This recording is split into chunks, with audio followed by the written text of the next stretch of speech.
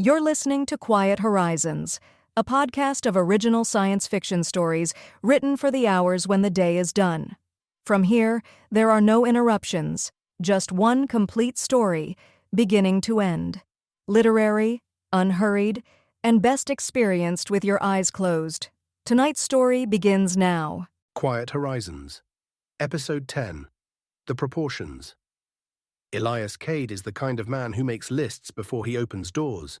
Before he left the lander, he made 4 of them: atmosphere, terrain, fauna, structural integrity. He works through them in order. He always works through them in order. This is why survey teams send him first. The planet is designated GJ514c in the catalogue and nothing else. Someone on the Discovery team called it Marin in their field notes, and the name spread through the mission logs the way informal names do, quietly and without authorization, until everyone uses it and no one remembers deciding to. Elias uses the catalogue number in his reports. In his head, when he is not writing reports, he uses Marin. The lander set down in a flat basin 3 kilometers from the ruins. He chose the distance deliberately, close enough to reach on foot, far enough that the engine wash would not disturb whatever was there. This is standard procedure for sites of unknown origin.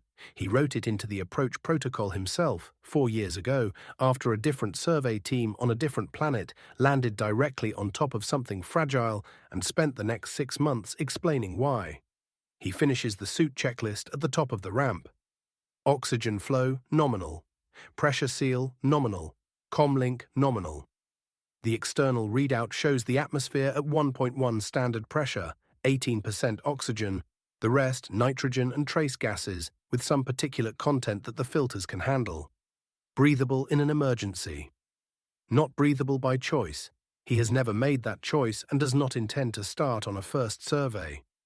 He walks down the ramp and onto Marin. The ground is the color of old clay, reddish-brown, slightly darker where the basin collects moisture.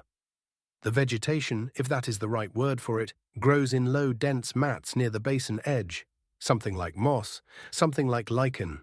Purple-green in the particular light of this sun, which sits lower in the sky than Earth's and runs a few degrees cooler and gives everything a quality like late afternoon even at midday. His shadow is long. He stands for a moment and lets the suit sensors do their atmospheric readings, watching the light move across the basin floor. It is very quiet, not silent. There is wind, and the wind moves through the mat growth and makes a sound like paper, but quiet in the way that places are quiet when nothing in them has ever heard a human voice before. He begins walking toward the ruins. The catalogue entry based on the orbital survey said stone structures, approximately 40 in number, arranged in a roughly ovoid pattern covering 4 hectares. Weathering consistent with 300 to 500 years of exposure. No metallic signature, no synthetic materials detected from orbit, no biological activity within the site boundary. He read the entry 17 times on the transit from the relay station. He finds that reading things many times does not prepare you for them. It only means you arrive with detailed expectations that the thing then fails to meet in ways you could not have predicted. The first thing he notices, coming over the low ridge at the basin's north edge, is that the ruins are smaller than he expected. Not small, the structures are substantial, the largest may be 8 meters across, but in the orbital imagery they read as imposing. In person they are quiet. They sit in the red clay ground the way stones sit in ground that has settled around them over centuries, which is exactly what has happened. And they give the impression not of grandeur, but of patience. He stops at what was probably the outer edge of the settlement and records the standard entry log. Site access, time, designation, weather conditions. He takes a panoramic sweep with the suit camera. Then he walks in. The structures are built from the local stone, a dense reddish-grey material he does not have a mineralogy for yet. That is day 3 work, sample collection and analysis. The construction method is dry stone masonry, no mortar visible, the blocks fitted together with care. The weathering has softened all the edges. He cannot tell from looking whether the interiors are intact or collapsed. He will need to check each one. He chooses the nearest structure and approaches the entrance. He stops. He measures the opening with his eyes first, the way he always does, estimating before confirming, keeping the habit of his own perception honest against the instruments. The doorway is roughly rectangular, wider than it is tall, which is unusual. He raises his arm with the measuring tool and takes the reading. Height, 2 meters, 4 centimeters. He stands very still for a moment. He measures his own height by memory. 1 meter, 89 centimeters. Standard clearance for a human doorway is generally between 2 meters and 2 meters 10, depending on regional convention, accounting for variation in human height with a margin for comfort.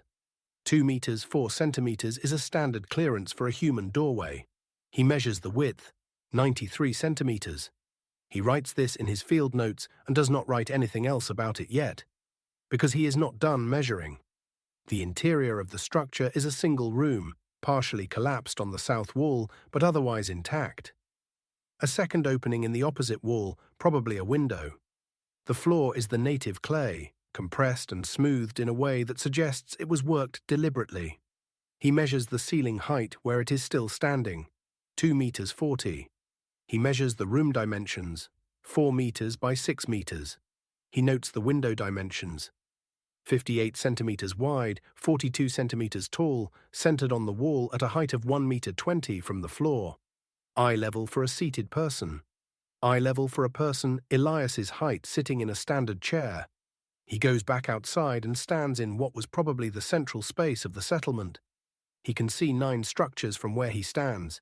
He picks the next nearest one and walks to it and measures its doorway. 2 meters, 2 centimeters. He measures 5 more. The doorways range from 2 meters to 2 meters 8. All of them within standard clearance. All of them opening onto the interiors at angles that suggest they were designed to admit light in the morning and block it in the afternoon, which is a passive temperature management strategy, which is something a species would develop if it found the afternoon heat uncomfortable, which is something that a species with a human thermal profile would develop. He sits on a stone near the center of the settlement and opens his field notes and writes. Structures appear sized for occupants of approximately human height and build. Standard clearance doorways, seated eye-level windows, passive thermal design consistent with warm-blooded biology in the human range. He pauses, then he writes, no explanation available at this time. He pauses again and writes, recommend full xenoarchaeological survey prior to any colonization assessment. He looks at what he has written. He looks at the ruins. He has been in this work for 11 years. He has surveyed 14 planets, 9 of them flagged for colonization review, 4 of them currently in various stages of settlement. He has found microbial life on 2 worlds. He has found fossil evidence of complex marine organisms on 1. He has never found anything built. He stands up and walks slowly through the rest of the settlement, measuring as he goes. He is very methodical. He measures every doorway, every window, every room he can access safely. He notes the placement of what may have been hearths, circular depressions in the floors of several structures, stained in ways that suggest sustained heat. He notes that the hearths are positioned against interior walls in a configuration that would allow a person to sit with their back to the wall and face the fire, which is a configuration that a social species would find comfortable. He notes the spacing between structures, wide enough for 2 people to walk abreast, slightly wider at what were probably main paths through the settlement. He does not find anything written. No carvings, no markings, no inscriptions. He looks carefully. He uses the suit's ultraviolet scan on every surface he can reach. Nothing. He does find, in the largest structure at the settlement's center, a series of shallow holes in the floor arranged in a pattern he cannot immediately interpret. Not random, not obviously geometric. He photographs them from every angle and takes careful measurements and writes down the spacing and depth of each one. He will look at this for a long time later, probably in the lander, in the transit home. He will probably not figure out what it means. That is all right. That is what the xenoarchaeologists are for. By the time he finishes the site survey, it is late in Maran's afternoon. The sun has moved low enough that his shadow now stretches back toward the lander, as if pointing him home. He takes a final panoramic sweep from the settlement's center. He records the closing site log. He walks back through the ruins toward the basin. At the edge of the settlement, he stops and turns and looks back at it. He has tried, throughout the survey, to remain in the posture of a person taking measurements. He has tried to think in the vocabulary of his work. Nominal, within expected variance, requires further analysis. Recommend follow-up. This is not dishonesty. This is how the work gets done. The work requires a version of him that can function in the presence of things that do not yet have explanations. But standing at the edge of the settlement in the low afternoon light, looking back at the 40 structures that someone built here, someone who made doorways that a person his height could walk through without ducking, someone who positioned windows at the height of a seated person's eyes, someone who made hearths against the walls in the configurations that feel right. He lets himself think what he has been not quite thinking for the past 4 hours. Someone was here, something that moved through the world at roughly the same scale as a human being, that found roughly the same temperatures comfortable, that wanted perhaps the same things from a fire in a room, warmth and light and a wall at its back. He does not know if they are gone or if they left. He does not know if they came from this planet or arrived here the same way he did. He does not know what the holes in the floor of the central building mean, or if they mean anything at all. He turns back toward the lander. The walk is 3 kilometers across the flat basin floor, the clay ground firm underfoot, the mat growth rustling in the wind along the basin edge. He walks it carefully, the way he does everything. He is thinking about the risk assessment he will write tonight. Risk to survey personnel. Low, environmental hazards within mission parameters. Xenological risk, unknown. Recommended status, hold for full investigation.